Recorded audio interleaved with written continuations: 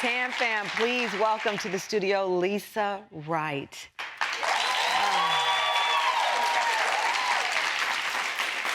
Going back to your childhood, you were surrounded by love, raised in a loving home, and there was really no desire on your part to search out answers that a lot of kids who are adopted, honestly, at some point come to.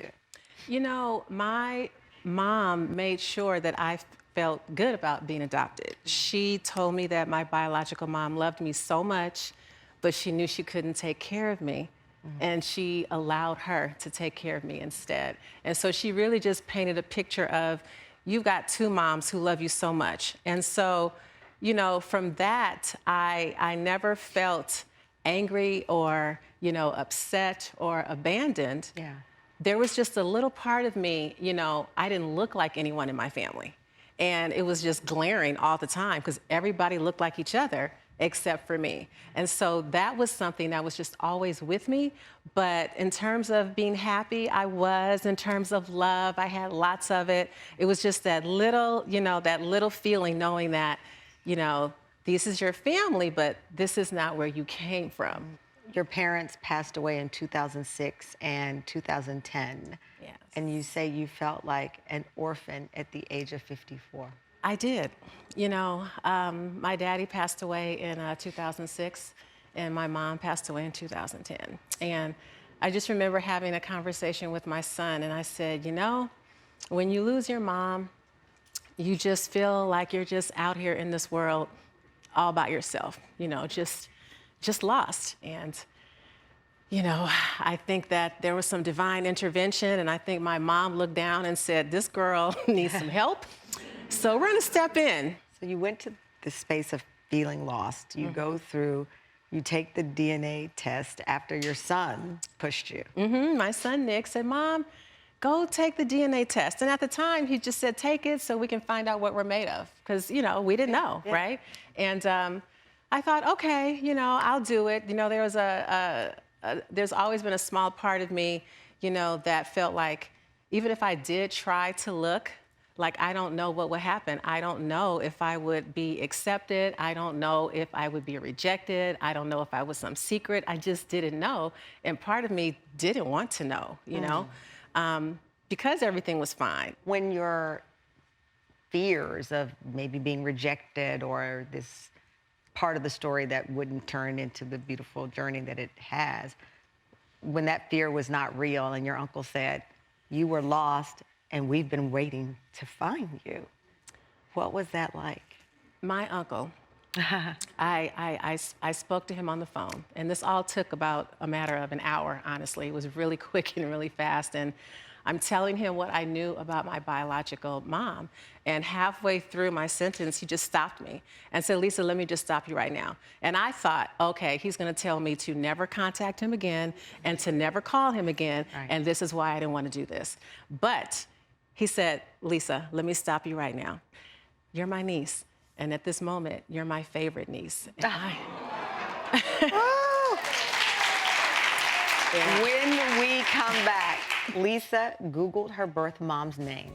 A photo popped up, and Lisa immediately recognized her as an actress that she'd watched growing up.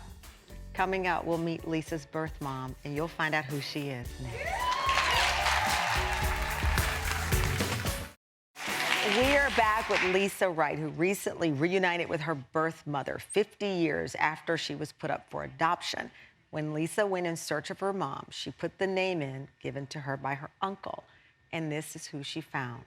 Well, I finally got the dishes out of the way. Thought you might like a piece of pie. Oh, thanks, sis. You know, that was some dinner Mama made. She's usually such a great cook. I mean, her pot roast is terrific. Her ribs are fantastic. So whatever possessed her to try a trout casserole? That thing feels like it's still swimming upstream trying to jump my kidneys. Lisa was shocked when she found out her mom is actress Lynne Moody, who starred in shows like Roots, Knots Landing, and the 70s sitcom we just saw in that clip, That's My Mama. Lisa used to watch the show like me as a child. She didn't know she was watching her mother. Lynne Moody joins us now. Lynne, come on out.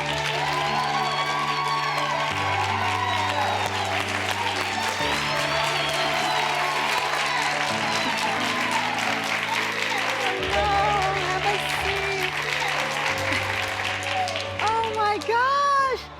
Ah, So nice to meet you. nice to meet you. Same eyes. Same, but Lisa, you were saying you were looking for people you look, your twin is here. Thank goodness, by the way. Thank goodness. Lynne, you've said that giving Lisa up for adoption, you were 18. I was 18. I was away from home for the first time. I was out in California going to school and had a one-night stand with the guy that I liked at the time, didn't like afterwards. And found out that I was pregnant.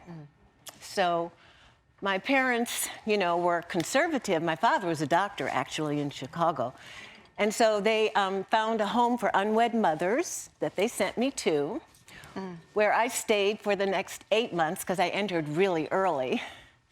Then, when it was time for me to deliver, went over to the hospital floor, and they thought that it would be best for me, you know, if I didn't see my baby, if I didn't see her, because otherwise I wouldn't be able to forget her. Is it true they covered your eyes? It is. So they put a cloth, a towel over my face when she was born, so I couldn't see her, but I could hear her cry.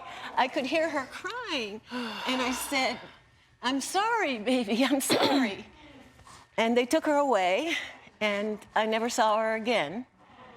And so, you know, I had to live with that. I had to live with the tremendous guilt that I have a child, a daughter.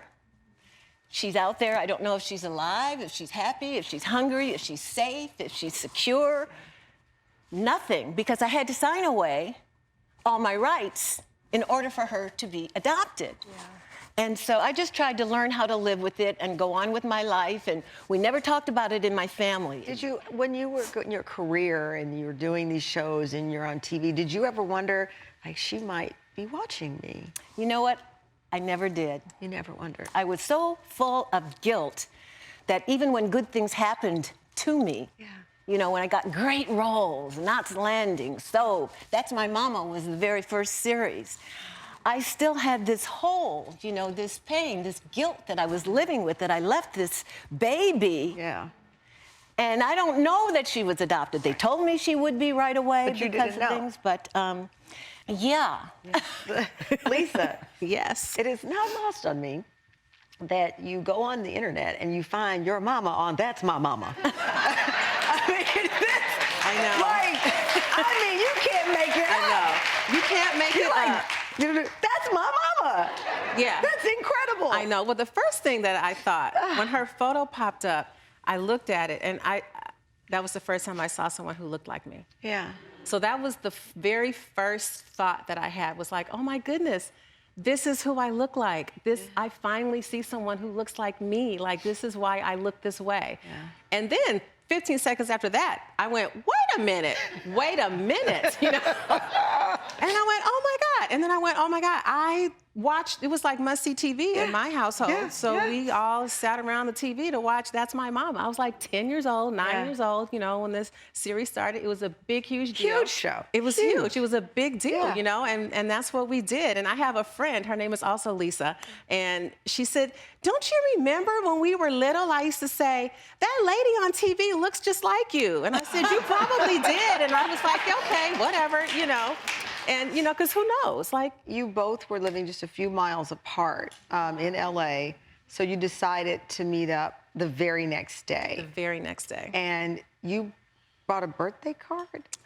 So, you know, I thought, no one's ever called her mom. Right. It was foreign to her. So I said, let me go stop and get a card of some sort. So this was in June, so Mother's Day was gone. Yeah. And so I thought, I'll find her a birthday card that said, happy birthday, Mom, because she had never had that before. It was the first day that we met. It was kind of like a milestone for us. So I bought her And that's the this card. and that's This is the card. It says Mom. It was the very first time that it was directed at me. I never thought I would be part of the conversation when people would talk about their kids or their grandkids.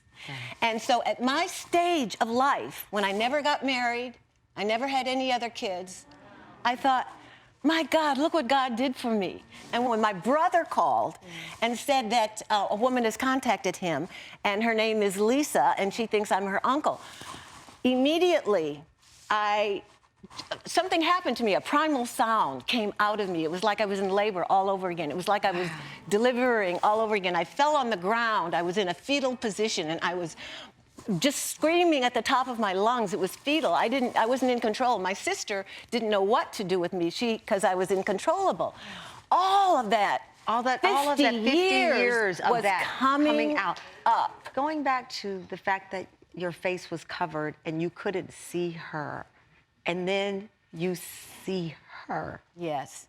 What was that like for you to see those eyes?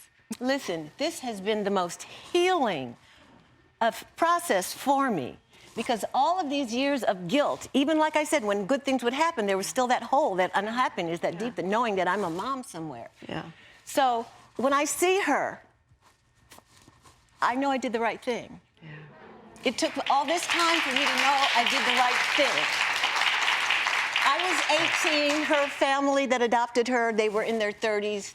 They really wanted a baby, I knew that. So I knew then, you know, she had a great life, and I didn't have to feel so terrible and so guilty for all these years. And you're a grandmom now, too. Look at her, she's beautiful. Yes, and, yes. And you're a grandmom, too. And I'm a grandma. I mean, just when I thought life couldn't get any better, she goes and blesses me with a grandson. This is his card. Forever. For a long time, I never called him by his name. Yeah. It was only grandson. So his cards, he just signs grandson, because I wouldn't call him name, just grandson, just my daughter. Just God is good every day.